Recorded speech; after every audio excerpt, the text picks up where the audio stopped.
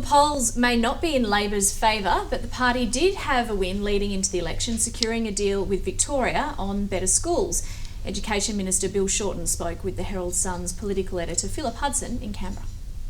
Under Labor, you're more likely to have more jobs and fair go jobs where people get looked after at work. Second reason, better retirement income. Only Labor's got a plan to lift superannuation. Third one, better schools. Only Labor's committed to making sure that every school in Australia is a great school.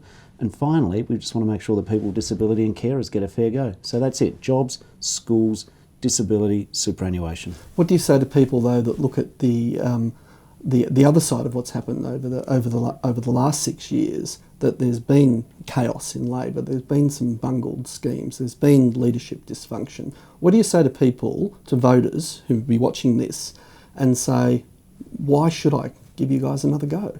Because Australia is still the best country in the world. We are the best country to live in. Our unemployment, whilst it is increasing, is nowhere near what it is in our comparable countries.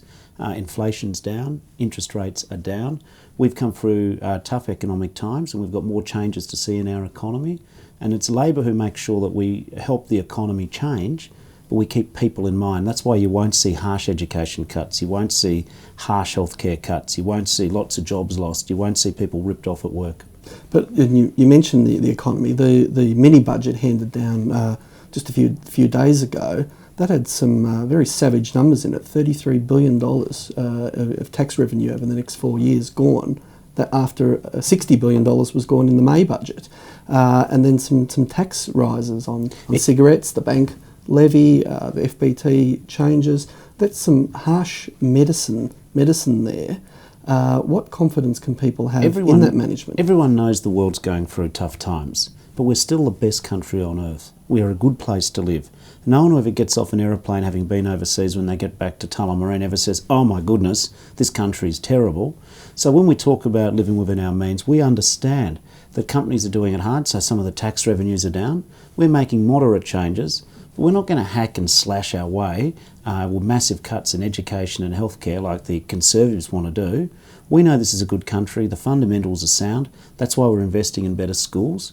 That's why in Australia there's been nearly 1 million jobs created under Labor's watch. When you got Victoria to sign up to the Better Schools deal, did you give Victoria any extra money? And could you briefly just explain to people what, in practical terms, does the package mean for a student at a school?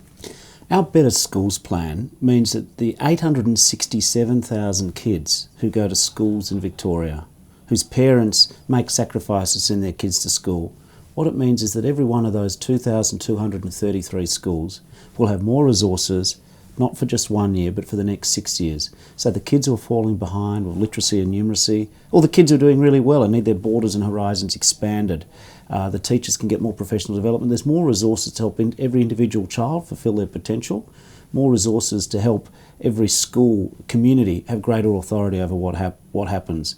In terms of the arrangements that we constructively struck with the Victorian government, the Liberal government of Victoria in the last 48 hours, it's interesting. The Coalition has trash-talked Labor's schools plan for 3 years. They saw nothing good in it. Obviously the polling shows that people think Labor's better on education, which we are. But the opposition now say that there's no difference. You can vote Coalition or Labor and you get the same money. That's exactly the point.